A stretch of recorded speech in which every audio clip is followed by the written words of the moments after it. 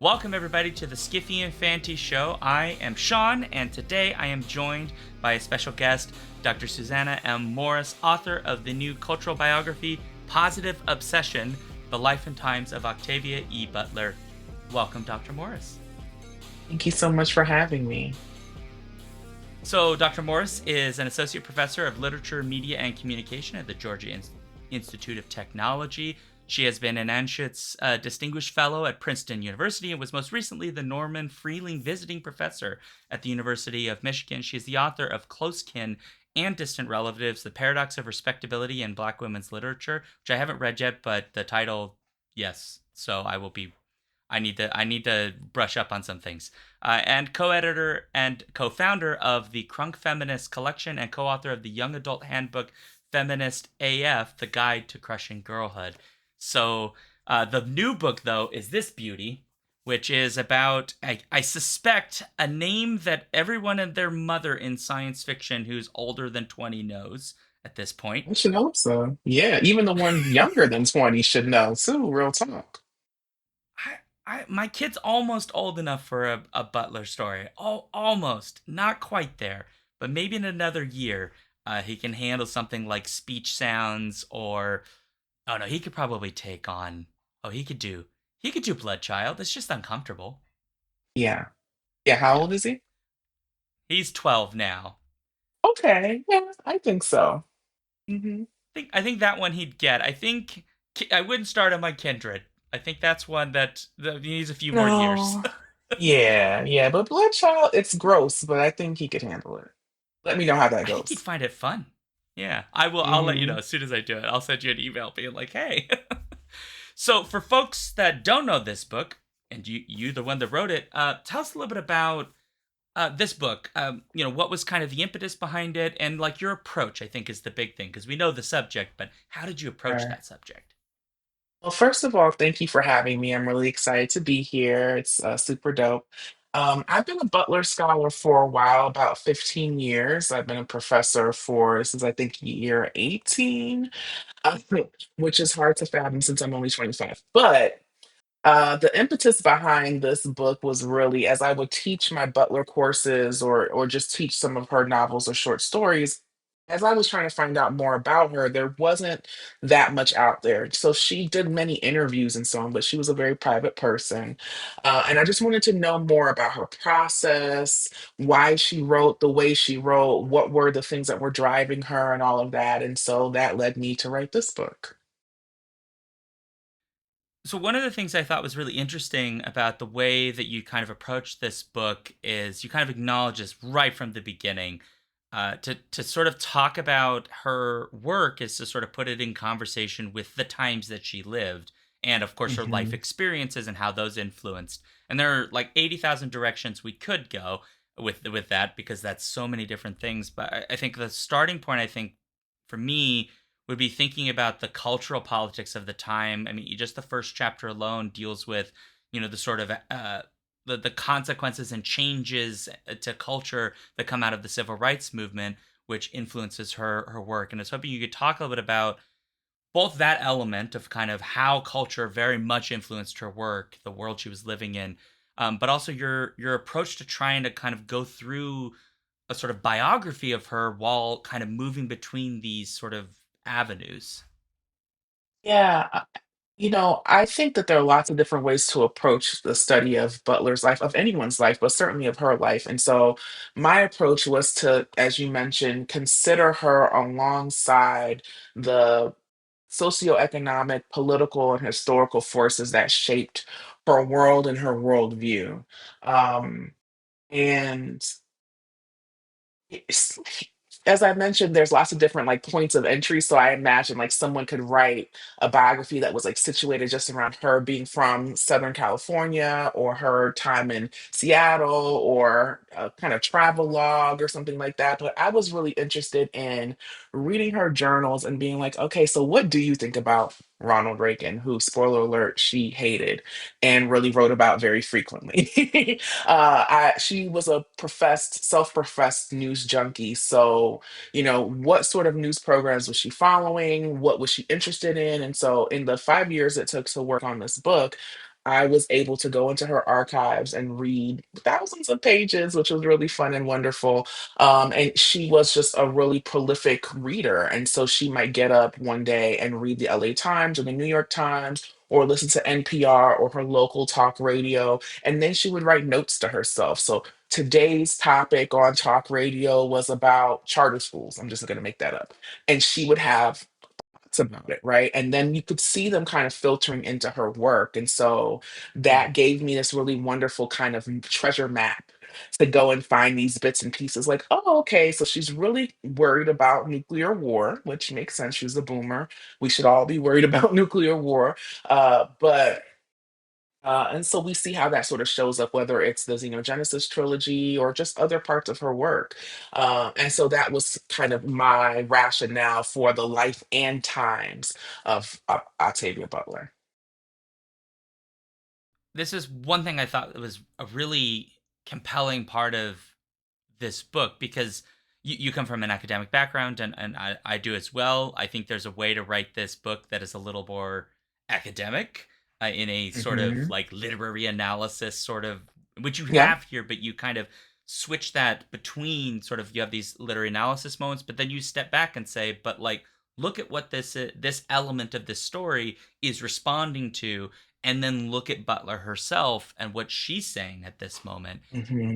For me, I thought that was a very useful way of sort of trying to explore her work. One of the things that I thought really, really stood out here was your use of her journal entries and the amount of them. There's so many you could choose from, and trying to sort of both talk about sort of her as a writer, but also her sort of grappling with that the world that she found herself in. I want to come back to the writer part later Hmm. because I think that's a really interesting part of Butler, given that she's a writer. But I want to talk about the journal entries, that the various ones that you kind of include here, um, sort of the process for making sense of so many journal entries. Because as you said, it was like walls and walls of pages, and trying to make those connections, especially as you're sort of using them to help explain how her stories developed into the works that we now know of them.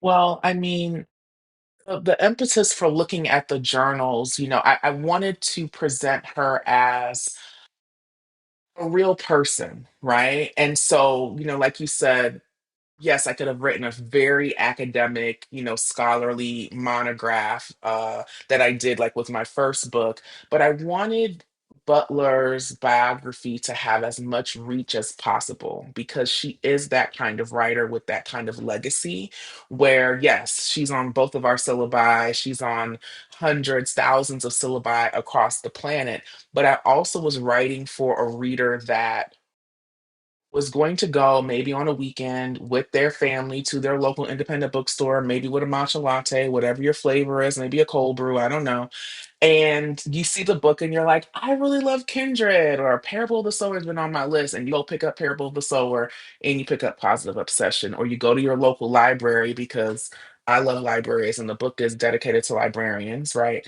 And I discovered Butler for myself in my local library when I was in high school back in the 90s. So I was really thinking about that person, not just my peers in terms of like my work peers. I want everyone to be able to access this book. So this is for like the learned reader, the nerd, the science fiction and fantasy geek and all that, because I'm all of those things, right? And I I feel like folks who may love Kindred or may be new to her work would also want to kind of peel back the veil and just see, okay, well, what was it that she was thinking about when she was working on these things? So that was why I thought, let me write this for a more general audience. But, there are some really wonderful, many, many wonderful academic articles on Butler, and a really wonderful literary biography by Jerry Canavan, which is just like so detailed and meticulous. There's also an artist guidebook by Lionel George that also has a lot of archival work. And then there's a middle grades book by E.B. Zoboy called Star Child, which is for young readers. So there's lots of points of entry. So you want something super academic, please pick up Jerry's book. It's amazing the level of research that he did. If you have a young person like your son, he should read Star Child. It's super cool, right? So I'm writing for that general audience that I hope I can get hooked if they're not already hooked, and if they are already hooked, that they want to read more. Absolutely.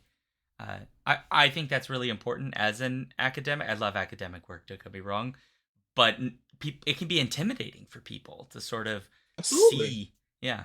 Like as you say, the monograph already is a language that outside of academia, like almost nobody even What does that uses. mean? Yeah, yeah. Yeah. Yeah, so I'm really glad to see these kinds of works talking about in one of my favorite authors. I'm not just saying that Octavia Butler is like a staple. I was mentioning a podcast to you that any literature class I teach, there will be something by her in that class because there's probably something she's written that fits any theme I want. Yeah, absolutely. Same here. She's fantastic. I did mention, right? You mentioned throughout the book many different journal entries where Butler talks about her feelings basically about being a writer and the difficulties of being a writer. And I was hoping you could talk as the person who wrote the book and wrote all of and looked through all of this, giving a sense of, especially as her career goes on, of her feeling of herself as a writer, the doubts that she had, and the depression and sadness that she feels over all of that. And I'm hoping you could talk a little bit about that journey and then, towards the end of her life. Yeah, I wanted to, share that vulnerable side of Butler that she made so clear, in her materials, and that she would even allude to in her interviews. This is not necessarily like if you read or watched or listened to any Butler interview, people would ask her about her process and about writer's block. And she was very open about it. Like, oh yeah, I experience it. Have experienced it. If she was in the middle of experiencing it, then she would absolutely be talking about it. And she gave a lot of craft talk. So she went around the country talking to people in classrooms and libraries, lecture halls, and so on, just talking about the process. And so she had a very realistic, not cynical, but realistic, straightforward idea of how a writer's life worked, right? I mean, she didn't make a lot of money until she was well into her middle age, right? She was a struggling artist. And a writer's life is not glamorous unless you're, I don't know, Danielle Steele or somebody who's pumping them out and making lots of money. You usually need some other kind of day job. And if you don't have that, you might be living paycheck to paycheck. I mean, you might be living paycheck to paycheck anyway, in the way that our world goes. And so, she was very open about having paltry advances, having to, like Dana and Kindred, work in factories and do temporary work and all that kind of stuff so that she could really devote all of her mental energy to writing and so on, right? So I wanted to include not just the really wonderful, like she gets up, she walks to her neighborhood and she notes the flora and the fauna of Southern California or Seattle, or she goes on trips, like when she went to the Amazon to do research for xenogenesis and ended up learning more about what the botfly, which would be kind of a central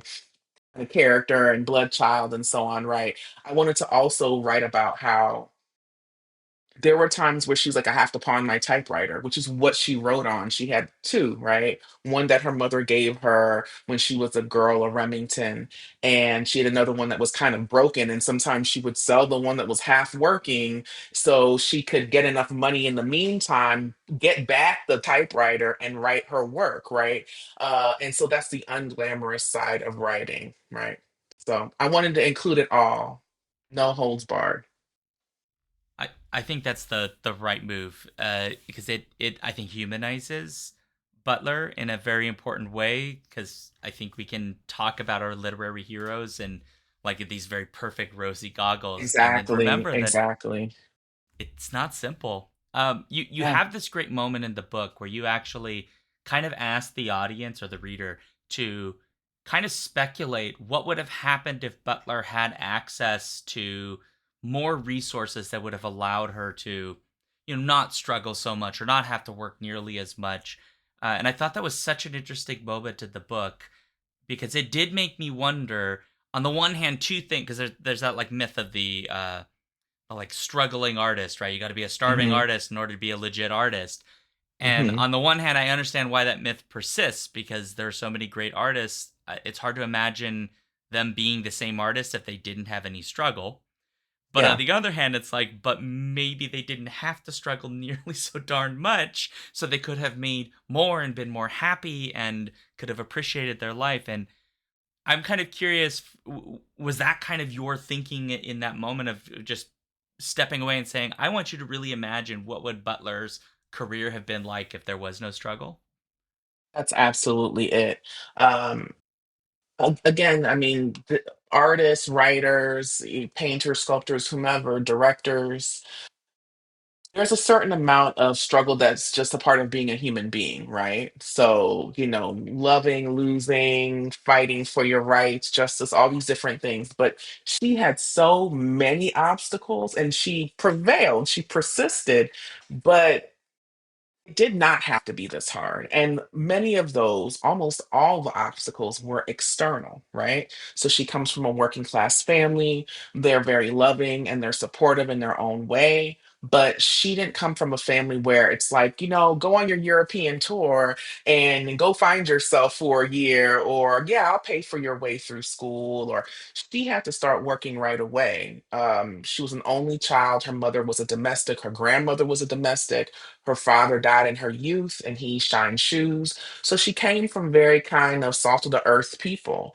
And so there are moments in the early 1970s when she's really struggling with getting published. And she's struggling also with the fact that she needs to get all this dental work done and it's going to cost her hundreds of dollars, which think back to the 1970s, hundreds of dollars, right, is the equivalent of thousands of dollars in some ways in our time, right? It's hard to be thinking about aliens or psychic overlords or whatever it is, time traveling to antebellum America, when in all due seriousness, you have a throbbing pain in your face, right? And you're trying to figure out your groceries and how to make rent. So, in that way, she's much like many other struggling artists. But again, many of these things were foisted upon her, right? It wasn't that she wasn't hardworking. It wasn't that, it wasn't any of those things. It was, there weren't as many opportunities for someone of her class. The fact that she was a young woman during this time, a young Black woman, while there were lots of social shifts and changes happening in her world, right? She's a young person in the late 1960s during the civil rights movement, Black Power movement, the rise of the sort of second wave feminism and all this kind of stuff. So she's living in this kind of helter skelter time, and she's just trying to pay her bills and be an artist. And folks are saying, you don't even, why are you even writing one? And why are you writing in this genre of all genres? Shouldn't she be writing about the race problem or what it feels like to be a Black woman, which she does write about, right? But she has her chosen genre, and she was going to defiantly insert herself into it, right? Write herself into it, as she said in interviews. So, yeah, I didn't want to sugarcoat anything. It's not a Debbie Downer book, folks. Like, I don't want folks to think like it's just, but, she was honest about how she was feeling, especially in the beginning of her career. And I wanted to convey that. ultimately it's a story of triumph, but it's not a pull yourself up by the bootstraps kind of story. It's eventually her talent was recognized, right, in the way that it should have been, but it took decades for that to happen. Yeah. You Hmm. point out a thing I suspect a lot of folks know about Butler, right? She got the MacArthur grant, which is Hmm. huge. Also, a big amount of money. Uh, Yes. $295,000 in 1995. No strings oh my lord. attached. It's about 800,000 now. So if anybody has a MacArthur, call me. I miss you. Promise to pay you back. But it was a lot of money. $295,000 is a lot of money today, but of course it was a lot of money 30 years ago, and very much well deserved. But she was in her 40s by the time she experienced that, and so it would have been helpful. Maybe she didn't need $300,000 in 1975, but Yeah. maybe a bit more than she had.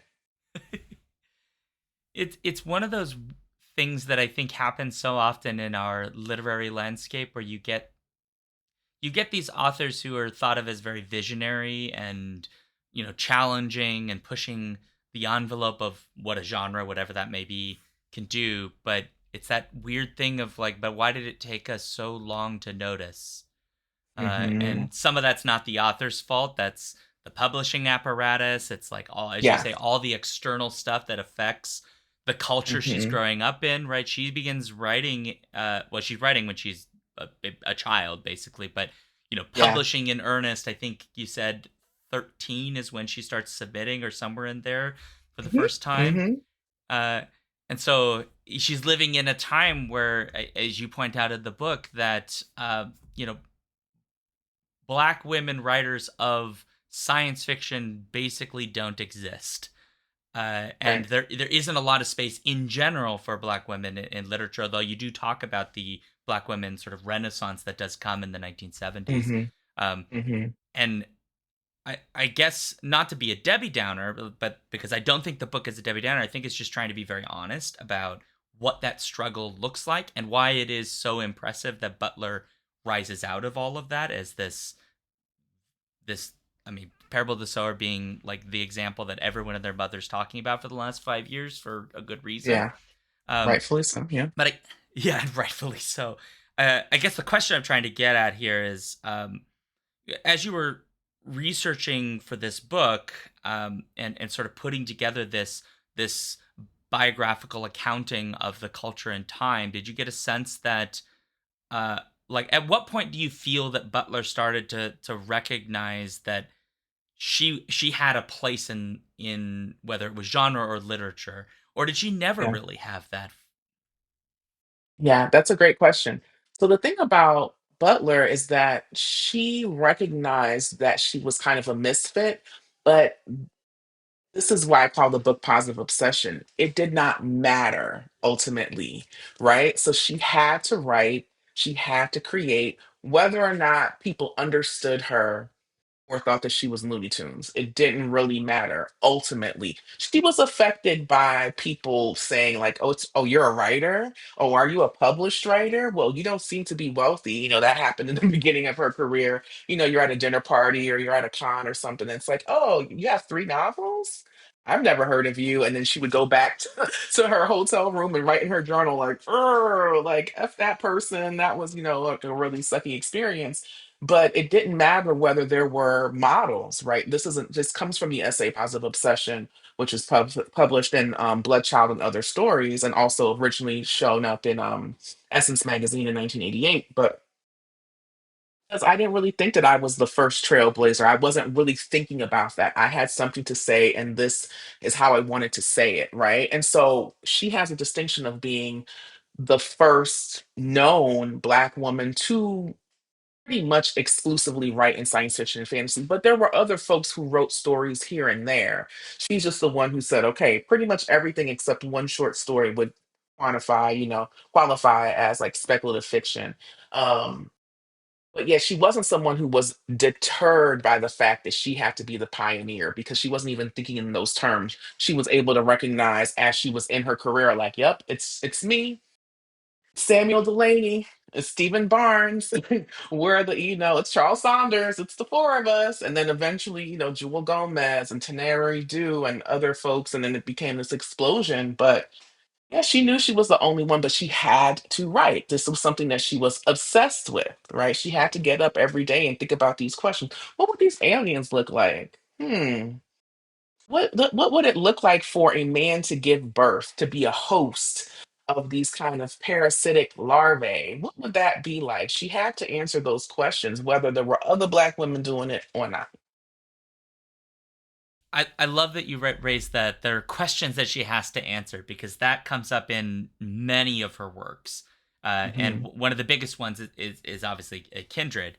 And you talked a lot in the book about, well, you mentioned a bunch of different times there is a story that she, like, of an interaction she had that led eventually to that book, but it took many, many years to finally get there. Hmm. But one of the big questions that the book that she basically asks is, what would happen if a black woman from the 1970s, approximately 1976, the centennial, went back in time to the time of slavery?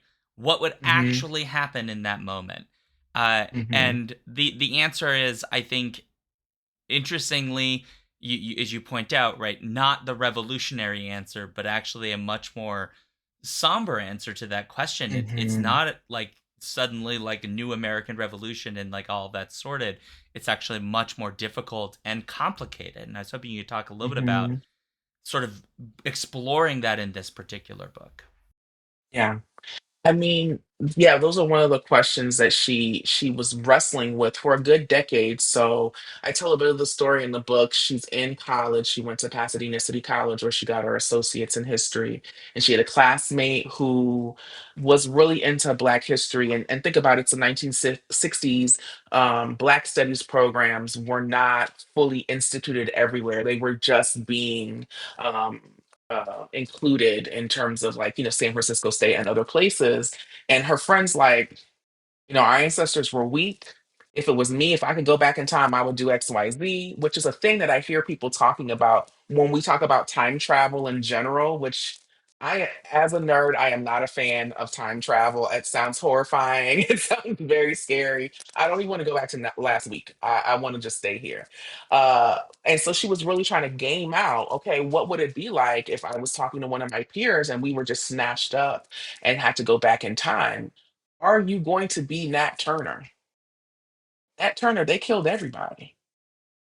Babies in the crib, all the way to elders. Can you do that? Well, you have the opportunity to do that. Will you do it if they have your spouse, your loved one, your parent, your chosen family? They have them there and they say, if you run away, if you do a particular thing, we're going to harm or kill them. Will you do that then? And she thought the answer was likely no. But that's not to say that Black folk, were cowardly. She was more interested in the kind of smaller rebellions, like keeping yourself alive, deciding to have a family, deciding to parent.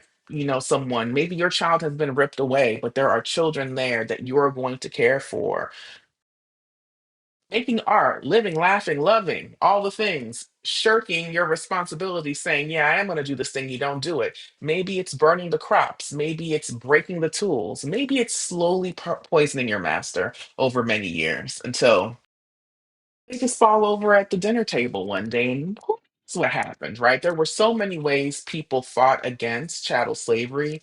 And she just wanted folks to recognize that those of us who are the descendants of formerly enslaved Africans don't have anything to be ashamed of. There's no shame on our parts, right? We come from a very strong people, right? If you come from folks who have been enslaved or who were very poor peasants, whatever the situation is, you know, our history books talk about those people, but not necessarily to those people, right? Their records are not left behind in the same way. We get the stories of the kings and the queens, the captors, right? Not the captives. And she wanted to elevate the story of the captive, right? And say, actually, it is a revolutionary thing to survive enslavement and to move through the world with your dignity, right? In a system that was designed to break your spirit and rob you of your dignity. There's an adjacent question to this that I think is also probably the biggest speculative conceit of kindred, which is, Hmm. if you know that you're descended from, in part, a white master, a white slave Yeah, master, right? You have an opportunity to end their life, but that you also sure means do. all the people that came after are gone too. And that means you don't exist. That means your Right. mother, all the people you love don't exist.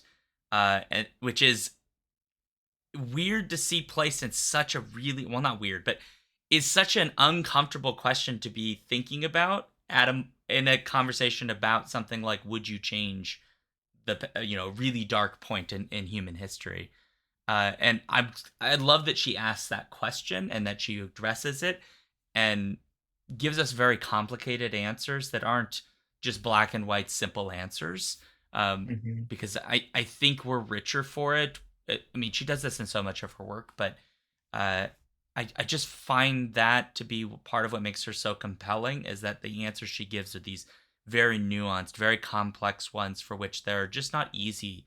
So there's no easy Yeah, solutions to these problems. yeah, yeah. You don't come away from reading Kindred being like, that was neatly tied up.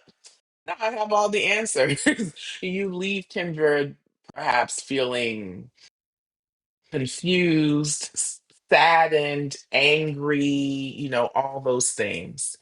Uh, and she really is trying to show folks, whether you are of African descent or you have European ancestry or what have you, like what your place might be in this fabric of sort of American history. And she was fond of saying that she didn't like easy answers in her works. In the Patternist series, we have Doro, who is this like shape shifting body snatcher, and he exists in a couple of different books. And he is a villain, but also he's a person who's experienced profound loss right early in his life. And so that has shaped him. Being alone for millennia has made him into a monster, basically. And so by the time we meet him in Wild Seed, he's already lived this kind of terrible life, and that he proceeds to do terrible things in other books and so on, right? But there are moments where you're asked to feel sorry for him or empathize. And that happens in Kindred too, with Rufus, right? Who is Yeah. Dana's white ancestor. And when you meet him, he's a kid, and it's like, oh, maybe she can change him. But what can one person do? She can erase everything by taking him out, right? Which would be herself and all of her ancestors that preceded her. But is that going to change the system of enslavement, of chattel slavery? No, because Rufus is one cog in the machine, right? Um, so yeah. Yeah. I'm glad you raised that, because you mentioned in the book, when you were sort of analyzing this particular work and thinking about Rufus in particular, of, in some ways he's doomed to become this thing because of the system he exists in. And so, yeah, he starts out as a cute little kid who is just a kid, and he's normal, and Hmm. you like a little kid. He's not perfect, but he's a kid, and you just like, you kind of empathize and you sympathize. But there's a point at which you kind of realize, like, there could you have changed that kid? I don't know, if maybe it's possible, but the system is set up to make him into what he becomes. And there's a really sad, and I think you raised this great point in your analysis, that Rufus sort of reminds us of what is also lost by the people who benefit from these power structures, which he loses a Hmm. huge part of his humanity. He loses the ability to empathize Hmm. with other Hmm. people, which Yeah. I, I don't know what that feels like. I honestly don't know what it's like to not feel any empathy for basically other Hmm. humans. That Hmm. it must feel dead. It's such a disturbing idea that you by having all this power you become less human. And that is in the Patternist series as well. It's Hmm. in, um, even in the Xenogenesis, or Lilith Spread as it's more commonly referred to now. It's in so many of her stories where that power like poisons you. Power, absolute power corrupts absolutely, right? And so when she's telling the story about what power does or what hierarchy does, she does highlight, she does spotlight how it erodes a basic part of one's humanity, right? Um, another interesting thing that she talks about in her notes, um, she mentions that she tries to use different kind of characters that are not black women in the beginning of writing Kindred. So she's like, I'm going to use a black man as the main character, right? And she's sort of thinking about questions of patriarchy and how that's going to work. And she felt like having someone who was a woman would be able to navigate the sort of intersections of racism and sexism, right? So she's talking about empathy, the fact that Dana is not a mammy or a martyr, to be clear.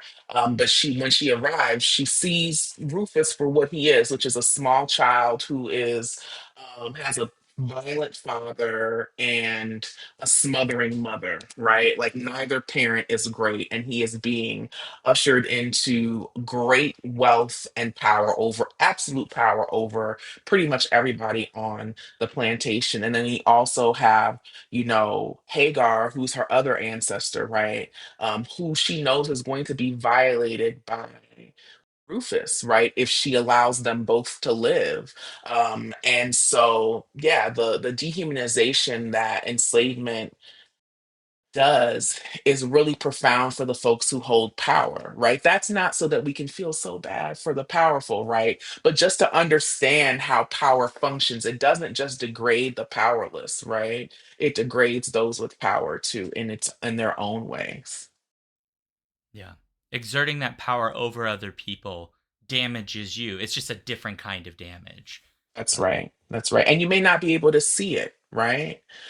And then also, I think the other thing that Kindred invites us to consider is how might that show up for us today, right? Is Dana simply reifying the same kind of violence that her ancestor Hagar experienced, right? And there's a really beautiful moment, visual moment in the graphic novel adaptation by Damian Duffy and John Jennings, where there is a page. If I had it next to me, I would show y'all, but there's a page where you see half of Dana's face and you see the other half as Rufus, and there are mirror images of each other just in different complexions, right? That's not to say oh, that Dana is Rufus. She's not. But Rufus is within her literally because he's an ancestor. And so that history of violence and so on, she has to reckon with it because she's also exacting violence by wanting her bloodline to remain. It's an impossible position to be put in. yeah, literally impossible. I mean, there's no good answers. That any choice you make in that situation is comes with it's just a moral quagmire every direction you go. Yeah, Yeah. it's really great. So we mentioned the Patternist a couple of times, and you have a great chapter on the Patternist series. And one of the things I was really glad you talked about, I don't know why I was surprised you talked about it because you kind of have to, but I don't know if I would say it's famously, but to me it seems famously. Octavia Butler does not like Survivor, and so Right. it is still out of print to this date. And you point out in the It book is. that even in the collected editions, right, it is not included. And I was hoping you could talk a little bit about why Butler was just so adamant about not liking that particular version of the Patternist Yeah. series. Yeah. I love this question. I love to talk about Survivor, although I feel like the ghost of Octavia is like, I don't want you to talk about this. So Survivor comes out in 1978. It's the third book in the Patternist series, and it takes place off planet. And it's about human beings who have survived the Patternists and also the clay arcs. And so I think it's really interesting. But her critique of the book is that she felt like it was too much like Star Trek, the original version of Star Trek. Now, he loved Star Trek. Love Star Trek so much. But we know that Captain Kirk was going from planet to planet. He was a bit of a like intergalactic Lothario. And he, just had new ladies all across, various parts of the universe. And there, that was a big part of the story. And so she felt like there was a little bit of a Star Trek element in that she has her character go to this, Goldilocks planet, find these humanoids, and then they're able to um uh mate basically with one another and produce offspring. And she's like, that's a rookie mistake. Why did I do that? Would it be really possible for us to go find, first of all, the Goldilocks planet that's not too hot, not too cold, just right? And then we see humanoid, folk, and immediately we're like, hey, what's your number? Can I call you? Then we're with them, and then it's like we have a baby shower and there's a little hybrid alien human baby. She thought this is not how it would work. So we see when there are folks who are part alien, part human, it's through genetic engineering, whether it's through the Owen Kali who are able to do kind of like, they don't actually get into a lab, right? It's something that they can inherently do with their own bodies, or something like fledgling, where we have a human vampire hybrid, right? But it's through literal genetic engineering, right? So she just thought, I can't make this mistake again, and so she did not allow it to be reprinted after some time. And again, you have to go to the used book circuit, or find somebody online who have a PDF, because she really didn't want us to read it. It it's interesting to me that normally when an author might say like, "Oh, that book that I wrote, I don't want you to read it. I don't want to really re-release it." It's for to me it feels like for dramatically more serious reasons. Like the book is super problematic for some reason, or maybe they really thought it's like the worst thing they've ever written in their entire life. And why I respect Butler in the sense that very clearly she was very passionate about this because the book has not been re-released. Hmm. Uh, it does. Do you have a sense for why that, like in her journals, does I mean, is this sort of like an existential problem, or why is she so passionate about the problems in Survivor that she really doesn't want it, never wanted it out again? Yeah, I mean, she held her writing to such a high standard that I don't want to say that she was like precious about her writing. That's not the case, but she labored over every word, every phrase, every line. She did very strict line edits on herself, before even sending it off to her agent or to publishers, who then would also meticulously go through her manuscripts and try to excise the violence and the sex and all that kind of stuff, kind of censor.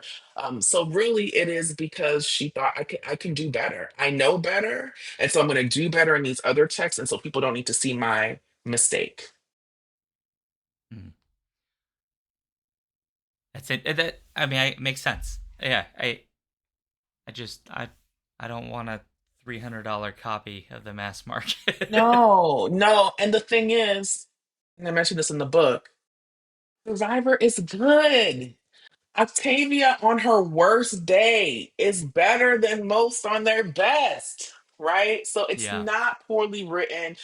Yes, when I read the whole love, I thought, okay, I see what you're saying, girl. I get it. This is a little like pat, it's like, oh, it lines up exactly. But it's not even a huge part of the plot necessarily, right? There are these other questions. What does it mean to be a human being? What does it mean to be a survivor? Because we find out the main character is a wild human, that there are wild humans living just outside the reach of the patternist. Them. I want a whole series on wild humans. How are you surviving in this world that is now like feudal, and there's no infrastructure, and you have these like sphinx like yeah, human hybrids trying to fight these psychic terrorists, and you're just trying to, I don't know, eat your live? I want to know more about them. That seems really interesting. So I really wish she had not excised Survivor from all the omnibus editions, and that it costs at least $300 to get yourself a copy, a physical copy, and so on, because it's a really interesting book. It's worth a read. And I know other scholars, not me, but other scholars have talked about getting Survivor back in print, which is a little controversy. So that may I happen assume the sometime in the estate future. would have issues. I imagine the estate would have huge issues, and rightfully so, because you know It's her Butler wishes. explicitly said she does not want that book to be in print. And Butler's estate is run by her family. These are not random people. These are folks that Yeah. knew her, that love her. So it would stand to reason. I can't speak for them, but it would stand to reason that they would want to follow her wishes, right? Yeah. Yeah. That's what I would. I mean, I suppose you could be like the Tolkien estate and cause news headlines. I suppose. You could, and who knows? It's not my place to even. I probably shouldn't even speculate, but I could see how folks would be like, "No, I don't want that to happen because she has explicitly said." But as a scholar and just as a fan, I'm like, I want to talk about this with more people. That's the thing, right? Because it's so difficult to acquire legally, and I'm emphasizing that word for a reason because I am not Hmm. advocating the alternative. It is so difficult, right? It's sort of like before digitization of books, there are all these like really old. Uh, there's a book I love called Emmanuel Lapadoca, which is by Michelle Maxwell Phillip, who is from Trinidad, and it's like a pirate novel. It's a Hmm. fantastic book, but before the digital version became available, right, there was like one academic edition that was released and then it went out of print. And so the only people I could talk to about are like scholars who happen to have read it because most Hmm. people won't. And Survivor would be kind of the same thing Exactly. because Yeah. most people haven't read it. Yeah. Yeah, you could go to your local university library. I work at Georgia Tech, and because of my fabulous colleague, Lisa Yazik, there are all kinds of really wonderful holdings in science fiction. Or like Michigan State has lots of really wonderful holdings in science fiction, but not everyone has access to a university library. And those things would be in reference. You wouldn't be able to check Survivor out. You'd have to sit there and read it, at the library or at the Huntington, which is where Butler's papers are housed, which people can go and look at her papers and so on. But it's not like walking into your local library and just popping in. It's a whole process at the Huntington because they have so many rare materials and so on, right? So, yeah, there is something about it being out of print that makes it just literally inaccessible, right? Yeah. Yeah. Yeah. One of the benefits of being an academic. But One of the few. still, Yes. we both would love to have more people to talk to about it. Uh, so there's like a thousand things I could talk about, but I don't want to cover too much ground in the book because then I want people to read it because it's a really good book, and also it's Thank Octavia you. Butler, so you should read everything about Butler. So That's right. I really enjoyed it. I'm like legit. But there is a little thing that I put a pink note on, and I wanted to talk a little bit about it, which is there's this great section, not quite the middle of the book, where you talk about the what she says is like the narrow footpath, and there's this really powerful question that is in positive obsession, where she says, and where she's talking about like literature, et cetera, and at the end it says, and what good is all of this to Black people? And then you talk Hmm. a little bit about this question, and I thought this was such a profound, powerful question to be asking in positive obsession, and also a really profound one to even be thinking about like today. And so I was Hmm. hoping you could talk a little bit about sort of Butler's approach to thinking through that question in her writing, and also from your perspective, writing about Butler and this rhetorical question, sort of the answer you will ultimately come to with it, or a answer, I Yeah, suppose. an answer. Yeah. Um, so the set of rhetorical questions comes from Butler being asked, like, "Oh, you write science fiction and fantasy? Like that's weird. Black people don't read that, right?" And when she was initially publishing, it was hard to find other Black writers who were willing um to write science fiction and fantasy for the public, right? They may have been scribbling at home, but they tried to do an anthology, a Black Futures anthology, and it was hard to get folks to sign on. So like she reaches out to Toni Morrison, and Tony's like, "Girl, I don't have the time to do it." But imagine if Morrison had contributed to that volume. Although I would argue that Beloved is a Gothic ghost story, so there's that. She eventually came around, right? And so what what Butler wanted Black folk and folk in general to do is just to think about how science fiction and the way that it's forward looking has um, something for every group to learn from or to contribute to, right? And there was this stereotype, one that sometimes persists today, where there's this idea that like science fiction, it's only for a certain group of people, right? And I don't want to bring up old stuff, but you know what happened to N.K. Jemisin and the Hugos and all that, right? And where the way that people were really cutting up to be like, oh, this is pandering. Yeah. It's like, no, she's amazing.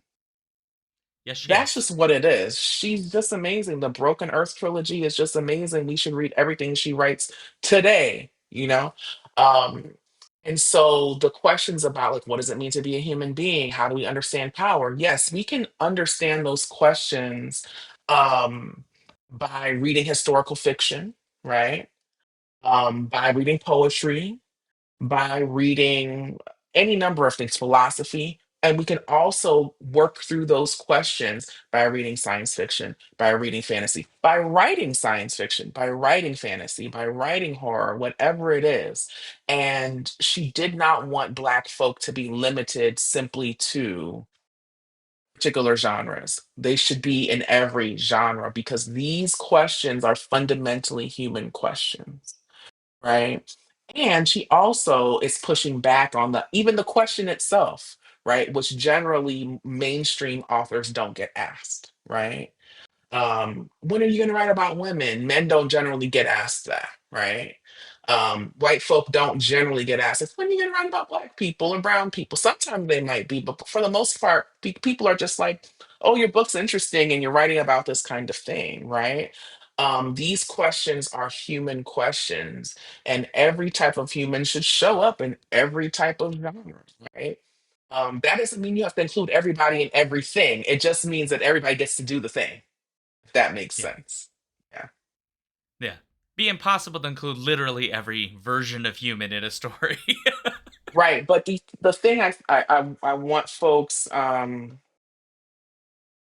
think about too is like being able to identify with lots of different things. Like you don't have to be a black person to enjoy Kindred. You don't have to be a white person. You don't have to be American. You just have to be a thinking person who, you know, can spend their disbelief for a few hundred pages and believe that time travel is real and there's no time machine. There's no reason given. You just got to go with it for a couple hundred pages and we sort of think through these ideas. An example I like to give my students that's not speculative is I love Jane Austen. I love her so much. I love the shady, witty dialogue. I love it so much. And when I used to teach world literature and I would do a little segment on British lit, this was world literature after 1650, I think, or something like that. So I would be teaching Aphra Behn and Jane Austen and stuff, and then Octavia Butler in the same semester. It was a lot of fun. And I would often teach persuasion. And I think sometimes my students would be like, Dr. Morris, aren't you like a professor of African American lit? I'm like, I love a drawing room novel. I want to hear about how these people are going to match up, right? Was Jane Austen thinking about me when she wrote these novels? No, probably not. And that's okay because good literature is for everybody, right? Yeah. As long as it's not exclusionary, it's not like she wasn't thinking about me because she hated me. She probably just didn't even imagine me. She had other things that she was thinking about, right? Same with science fiction or fantasy that is really thinking about questions around race or class or gender. These are questions for anybody to consider. They are art that are engaging with all kinds of interesting political questions, and they are for everybody, Black folk included. So that message in that moment, because that essay was originally published in Essence magazine, which is a magazine devoted to Black women, right? Where you could on one page find like what's a great shampoo, and on the next page there's like 25 best novels, right? So it's a lifestyle magazine. She wanted her readers in Essence and whoever would read it thereafter to be like, don't limit yourself. There's lots of stuff that you can see your life reflected in, or critical questions that you want to think about or should think about, that there's literature out there that maybe outside of what you usually think of that can incite those kinds of reactions. Yeah, absolutely. You're reminding me of very early in your book when you mentioned the creative writing instructor that told her that, or maybe not specifically her, it might have been specifically her, but Don't write a story Mm-hmm. with a black character in it because it like Mm-hmm. announces itself too much and draws too much attention to itself. Yes. And she Yes. didn't find the logic very Right. logical. Like, why uh, is that the case? That doesn't necessarily make sense. We can have green men, Martians, we can have orcs, we can do all these different things. And so if an orc is not going to be a distraction, why would a black person be a distraction? And yep. also people can, I think Ursula Le Guin does this well, and there's other people who you can have black folk or people of color, or however you want to describe us, and race doesn't have to function in the way that it does in our world. It could just be that there are people of different complexions and they're just moving around. And there are other things, other terrible things that people have to deal with. So, like a book that I teach in my gender studies class, which I teach as a science fiction class, is the comic book series by Marjorie Liu, Monstrous, which I love. I teach Monstrous Oh. Volume 1, and it's basically about a matriarchy, right? Um, Gender issues don't really exist in the same way as they do in our world. Women are in charge. Women are terrible. They're villains. They're heroes. They are complicated, and so on. And there is racism in the book, but it's between the humans and the arcanics, and there's a whole nother thing. It's not about being black or brown or what.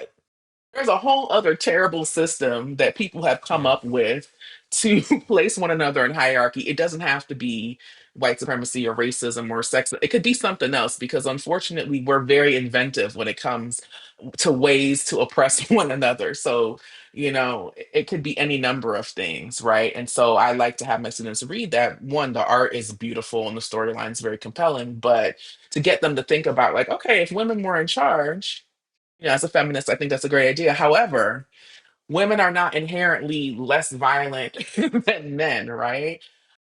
And especially if we have been brought up in a violent system, you will be violent unless you do the work to not be violent, right? So, yeah, Yeah. That's a very Butler way of thinking too.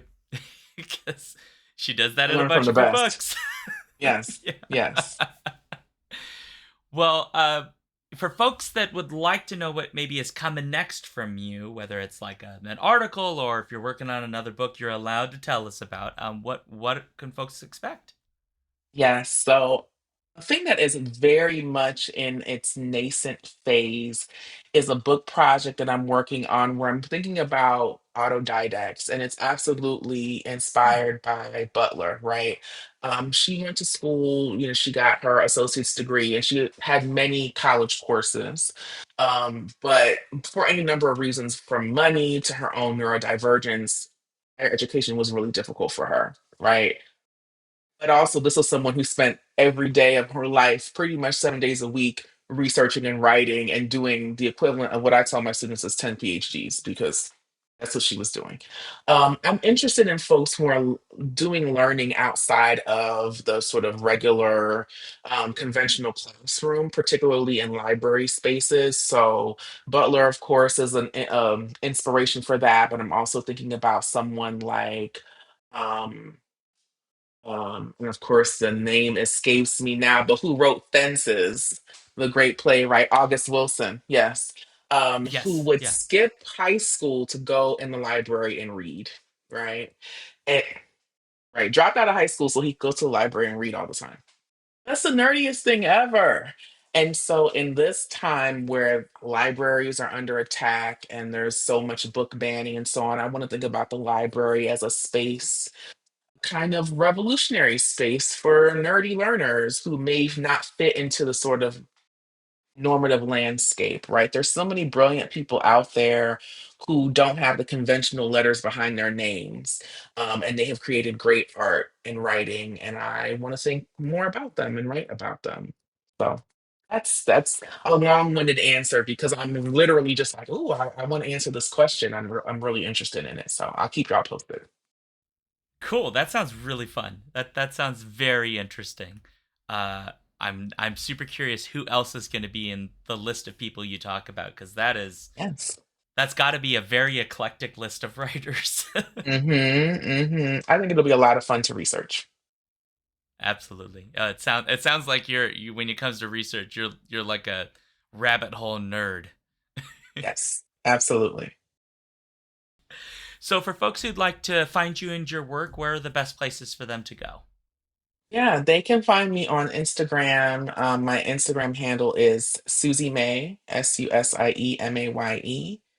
And you can also find me at SusannaMorris.com, which is currently undergoing revamp and an overhaul, but I'm over there. But yeah, hit me up.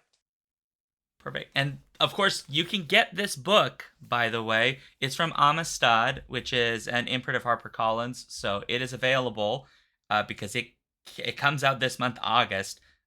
It doesn't say the date exactly on my thing, but I assume August it's out. 19th, so on Tuesday. Okay, so but when people get this, if you're listening to it the day it releases, it's tomorrow. So the book's out tomorrow, so buy it. Yes. Please buy it, go to your library, ask your librarian to get it, give it to your homie as a gift. I appreciate it. It's one that I think a lot of folks who are interested in the history of science fiction should get. And I mean that genuinely, not just because you're hearing I'm being nice. This is one Thank you you. should I have on your appreciate shelf. that. Yeah, you're welcome. You're most welcome. Well, Susana, thank you very, very much for coming on the show and talking to me about this. This is great. Thank you for having me. It's been a blast. Absolutely. Me too. Yeah, I had a blast too. So, for folks at home, if you are listening to this later, thank you very much for taking the time to listen. If you'd like to let us know what you thought about the episode or there's some interesting factoid you want to email me, skiffyandfanty@gmail.com is one way you can do that. Or if you're in the Patreon Discord, you can talk about it in the show discussion thread. You can find the Skiffy and Fanty Show most places: Blue Sky Threads, Mastodon, YouTube, all sorts of places. All of the links to that are at skiffyandfanty.com/skiffythings. And then remember, every Friday, 7 p.m. Central, we have a new episode. It just, whatever Friday that is a different thing. So interviews, movies, all kinds of different stuff. So depending when you're listening to this, this is when we do it. So please check that out. That's at twitch.tv/alphabet streams. And then if you like the show, patreon.com/skiffyandfanty. If you are inclined and have a dollar that you don't need for groceries, and if you don't have a dollar because you need it for groceries, get groceries or a typewriter and write the next great American novel. Up to you. Thanks everybody for the support. And as required by the Skiffy and Fanty bylaws, I have to make this a happy ending now. And my happy ending will just be very personal. I'm glad this happened because my semester starts literally next week. And a couple of months into that semester, we are reading Dawn by Octavia Butler. And it was a deliberate choice. My syllabus is very deliberate this year. It is in no way a reaction to the world we're living in. Not at all. All right, folks. Thanks for being here on the podcast. Have a good one. Happy ending, and see you.